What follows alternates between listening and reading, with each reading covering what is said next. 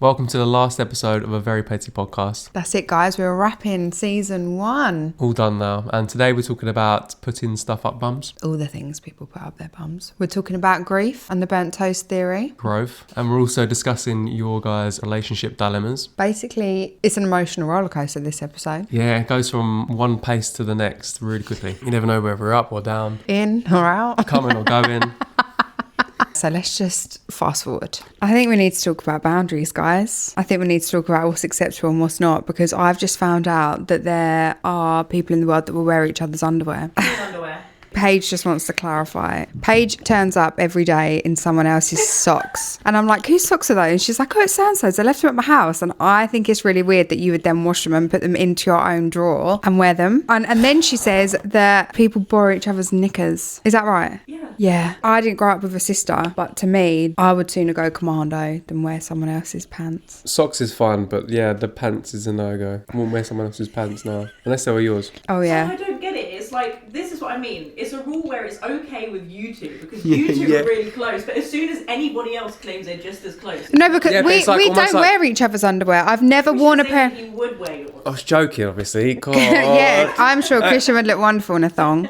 Yeah, because it's like you're rubbing vaginas almost. I disagree. It's clean. Yeah, because Yeah, but how is it clean really? Okay, but it's the same thing. You guys use a towel, that's fine, and then you're washing the towel, and then I'll use the towel. Inevitably, you'll wash it again, and then you use it. It's the same. Yeah, but if someone else outside of this house uses a towel or something, they go on for a 90 boil wash, and sometimes I wash them twice. It's a respect thing. I'd feel violated. I wouldn't want someone to use a towel from our house knowing that it's dirty. So our towels go on for really hot washes, and sometimes they get 2 washes, because if someone comes around, I would not want them to use a towel that would be dirty. Yeah, fair enough. But what you're saying is the fact that we, like, if we bath together and use the same towel. But I think it's different because people that are in a relationship, we are intimate with each other. So each other's bodies touch and stuff in a more intimate way than just using the same towel. But you and your sister aren't touching like that to be then sharing underwear. So would you share a towel with your sister? Because I wouldn't share a towel with anyone else. If I had to, yeah. Say if we were like camping and we, for some reason, only had one towel, yeah, I'd use it. Like,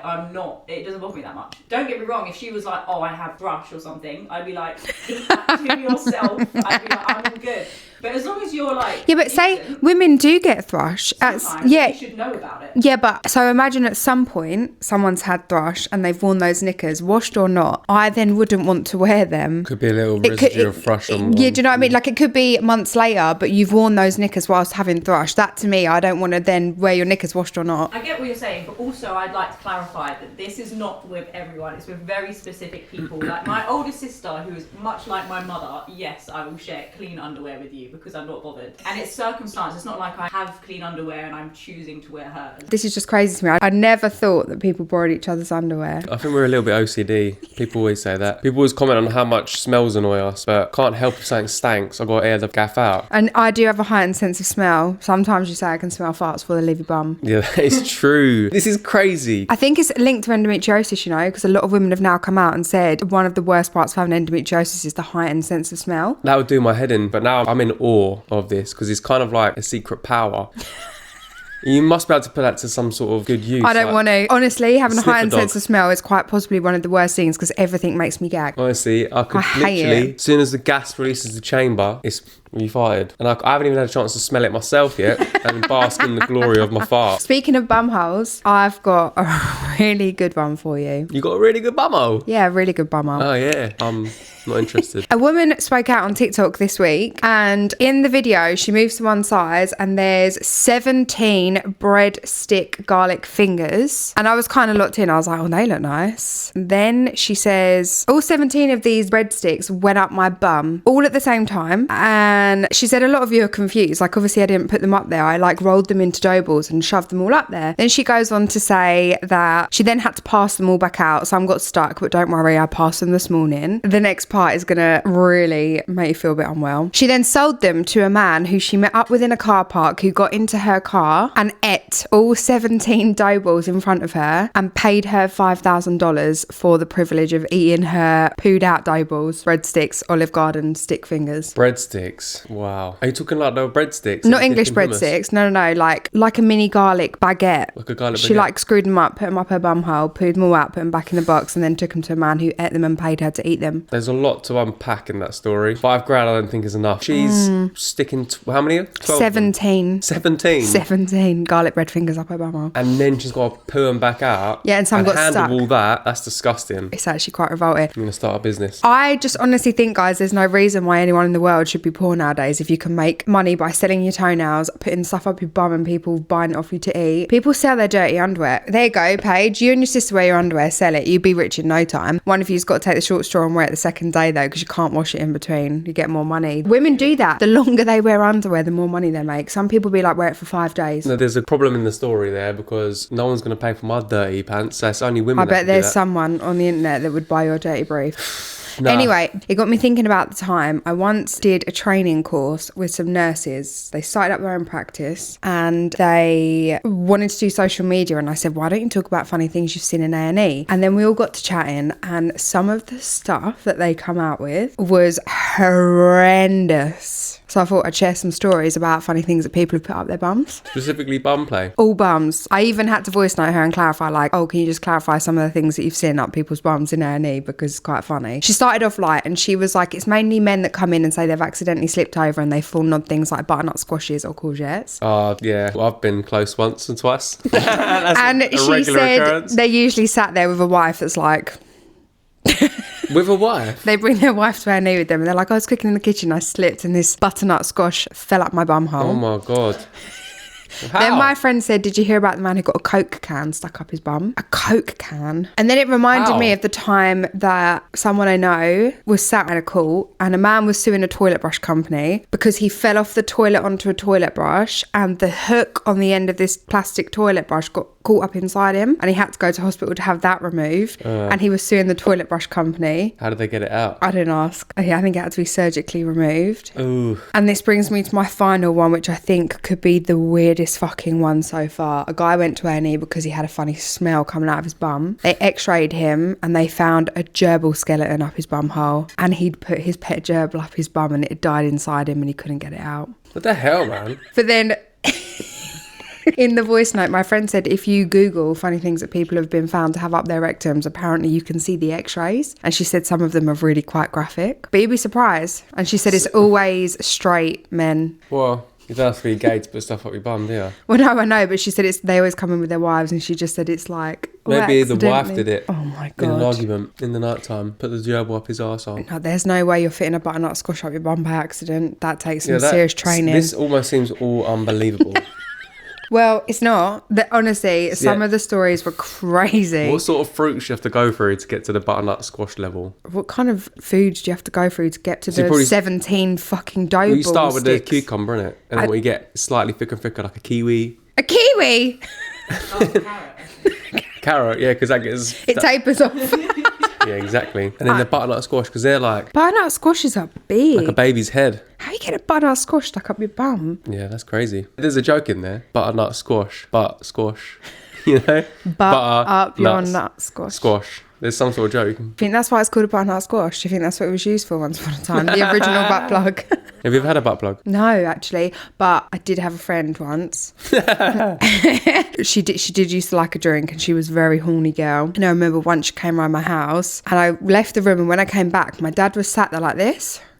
And I said, what? And he said, she's just told me a whole story about the fact that she bought a butt plug that had a fox's tail on it. And she crawled around the bedroom making fox noises for her partner. And my dad was like, I don't know why she chose to tell me, but he was mortified. Yeah. God, so many weird kinks people have.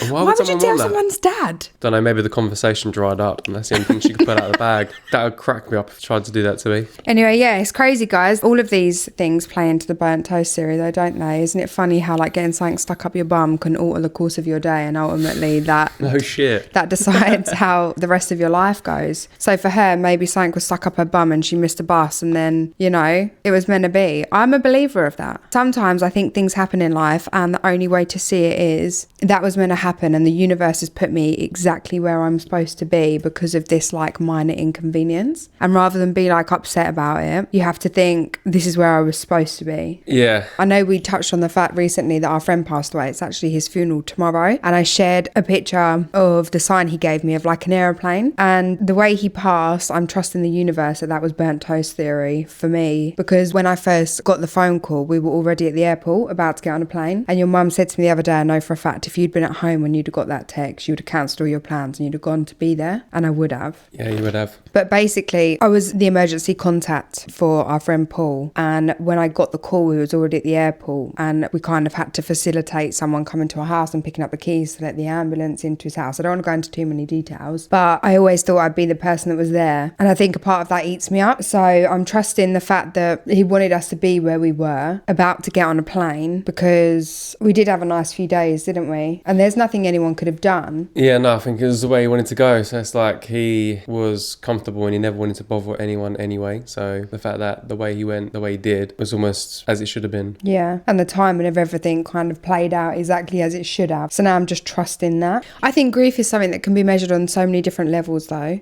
I don't know, the loss of a pet, for example, that is something that if it's your pet, you'd feel really heavy. But I think if it's someone else's pet, you don't feel it the same way, but you understand that it's sad. So for you, would it have to be someone really close to you for you to grieve that? I think you got to love someone, and you got to love someone a lot to have that grief in your life. And I've never really known love until I met you and the girls. So grief, I feel like, is personal. I think what we're discovering here is Christian is emotionally dead.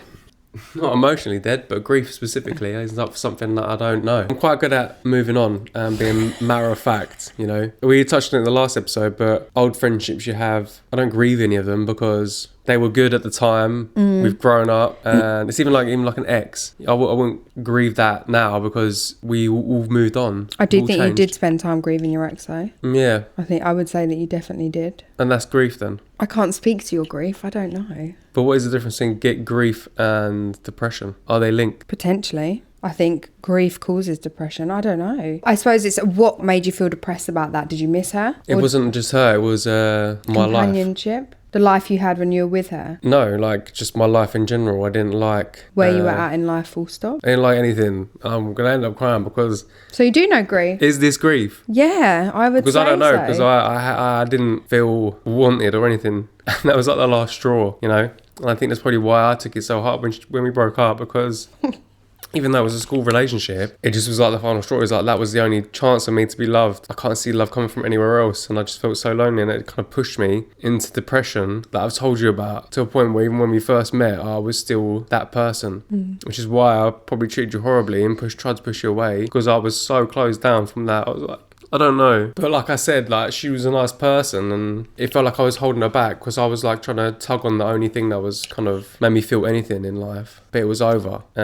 So then I got depressed to a really low point and thought there's no point me being here because who would miss me? What's the point? And in part, the fact that I was in debt at the time was one of the main reasons why I couldn't do it, because I didn't want to leave that debt to anyone. I was like, if I had to do it, I'd pay that off and then leave. But I don't know if that's grief or not. And it wasn't that the relationship ending wasn't the thing that made me depressed. It was who I was as a person and my life. Sounds like you've grieved yourself and like the loss of you and like losing yourself. There was nothing to lose. There was nothing of me, you know. I felt like a nobody with no personality and nothing to me.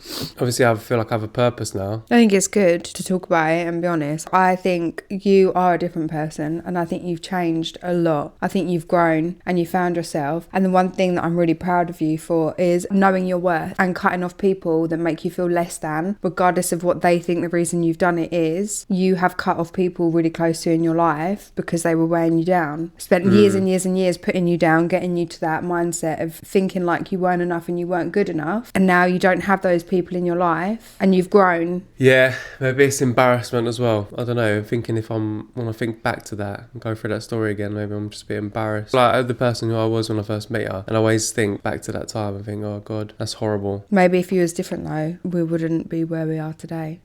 I don't think enough people talk honestly about feelings, and maybe that's why men don't feel grief in the same way, whereas me, I like to feel it and I like to talk about it. I like to ask the universe for signs. I like to cry a lot. I'm a real crier. Yeah, when we first got together before children, I wasn't that emotional, so maybe I didn't really understand your feelings like I do now. But then having children, guys, as soon as I had children, everything makes me cry. I know what the funniest thing about it is, sometimes I'll be sitting in the bedroom and you'll come in and be like, why are you crying? And sometimes it's serious and sometimes it's not, and I feel like you never know. Yeah, you do cry quite a bit, even at like AI stories.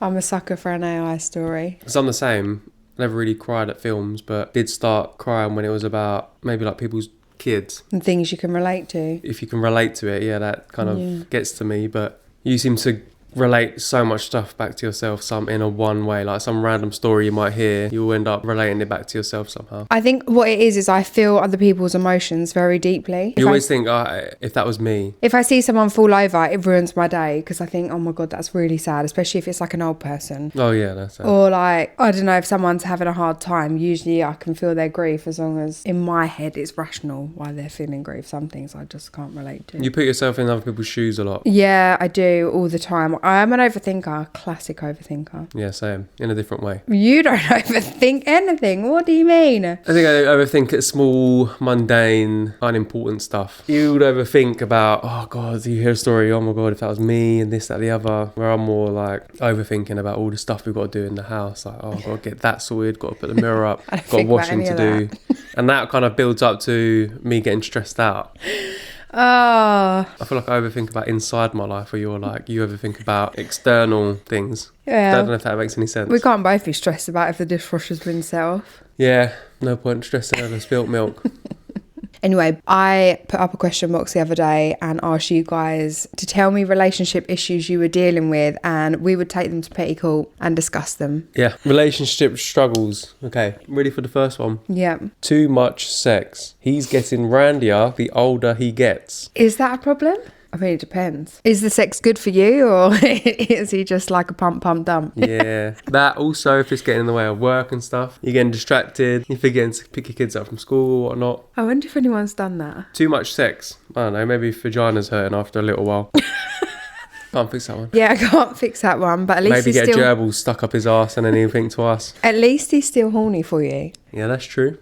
I want to know if it's true that you get hornier when you get older. Do people's grandparents still have sex? That's what I often wondered. I did see a TikTok literally yesterday, a TikTok on this, and it was a guy who was like saying about like 80-year-olds. It was like, if I look at an 80-year-old, I'm like, oh. But then it got me thinking, is it because I'm like in my 20s? And if I was 80, would I be like, oh yeah, look at her, I'd like a bit of her if she was in her 80s as well? And he was genuinely asking the question, like, basically, if you're older, do you still fancy each other? Some woman came on and answered him and was like, yeah, we do. Which was like, yeah, like we can look at younger guys and appreciate their looks and be like, oh, that's a handsome young man. But it's not the same as being horny for someone. So they would still find the person attractive their age rather than wanting to go with someone younger. Yeah, but like, it's true, isn't it? Because it's almost like saying we're not horny for each other no more because you're looking at younger women or I'm looking at younger men and being like, oh, they're younger. Whereas I think the older you get, the more attracted to you I am. Yeah. But when you're going to hit your peak and then when's you going to start falling off? I had my peak and now I'm in a trough. No, I disagree. But I get it. Yeah. More sex. Do you still attracted when you're older? Anyway, we're I think going that's a good thing. I don't think that's a issue in a relationship. No, I think that's probably great. a positive. Yeah. I would just embrace it whilst you can. Yeah. What's the next one? Next one. My boyfriend clapped when the plane landed on the way to our holiday. I just think generally clapping for the plane is an ick. That is a learned thing though. Where the fuck has he got that from? I don't know. Do his parents clap when they used to go on holiday? No, it's so embarrassing. It is. Who are we clapping for? Yeah, what are we clapping for? And who's hearing that? Why are you clapping? It's almost performative. That's a conversation. Basically, you have to tackle that one direct and be like... You got to talk to him about that and just say, listen, it's not going to work for me if you keep clapping every time we land. I wouldn't go in like that because that's almost offensive. That's how I would ask the question, to understand why that person's clapping. I'd be like, so the plane, I know she clapped when it landed. I just want to know what your thoughts are behind that and try and understand them, because I don't understand them people. So I want to know. And if he explained it like, I'm just wanting to big up the pilot, you know, for getting us there safely. And if they really stuck by that, then you'd be like, I think we need to end the relationship. I would just say, just pop your head in as you're leaving the plane and say thanks. Yeah. And then you say your piece, and then you've got to work out whether each of you can live with that truth. Are there any pilots or air hostesses that can give me the rundown on what you guys think about people that clap when the plane lands? Yeah, actually, that's a good point. That's an insight we need. Yeah. Behind the scenes. Do you get more people clap than not clap when the plane lands? I need to know if we're the weirdos. I don't really get many people clapping planes recently that we've been on. But I feel like someone who works on the airline is the best person to ask and to clarify whether, one, they appreciate it, or two, they get embarrassed as well. Yeah. Do you guys think that you can get the ick with someone you truly like? Yeah. Yeah. Yeah. Yeah. Really? Yeah. Yeah.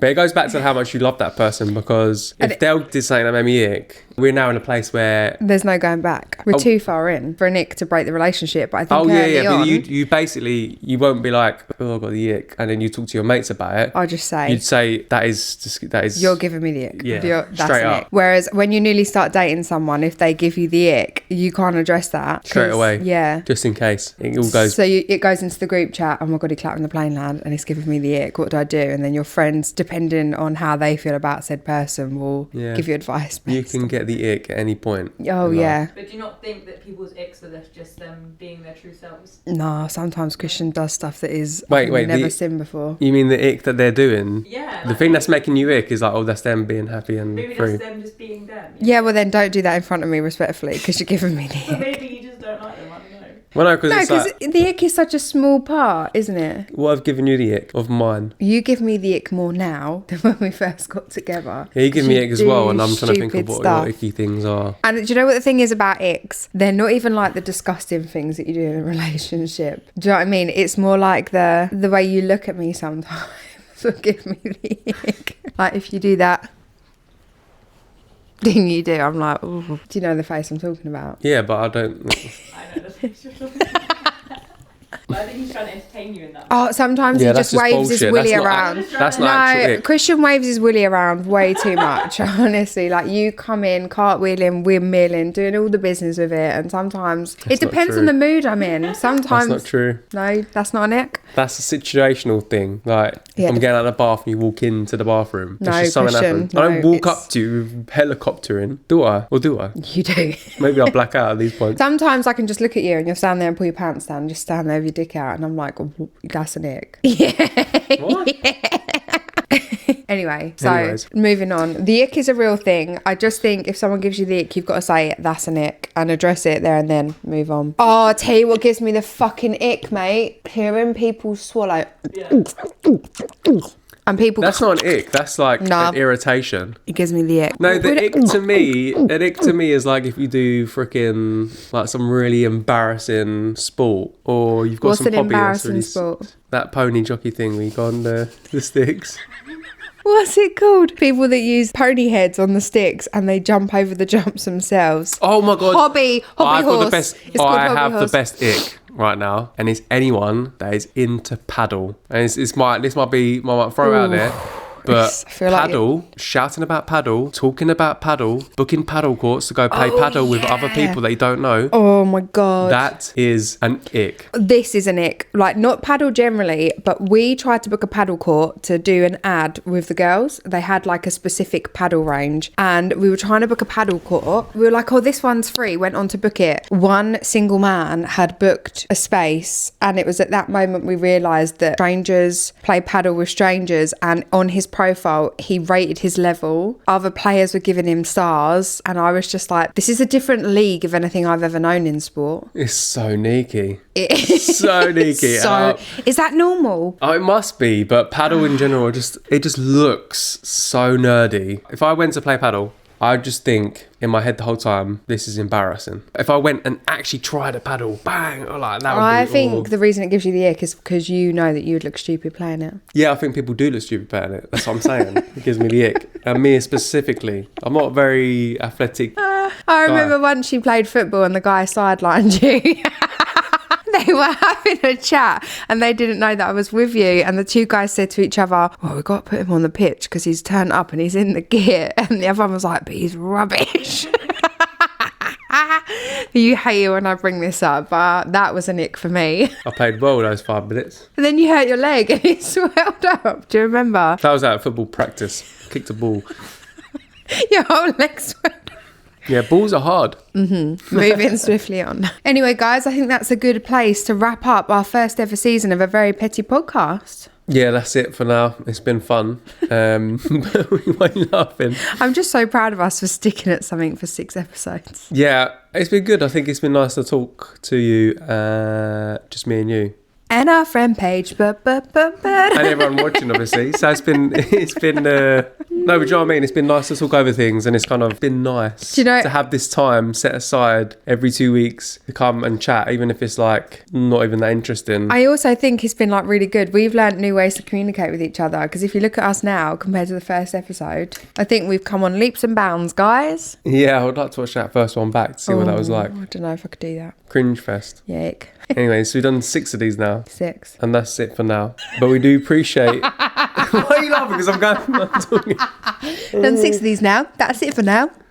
Anyway, let us know your thoughts and opinions, guys. And do you want us to come back for season 2? Not straight away, but we'll come back. Yeah, we need a break. Yeah, it's been a nice 6 episodes. Just keep it at that for now. And thanks for watching. Yeah, sharing the love. We've had fun, and I hope you've had fun too. Thanks for being with us, guys. See ya. Bye.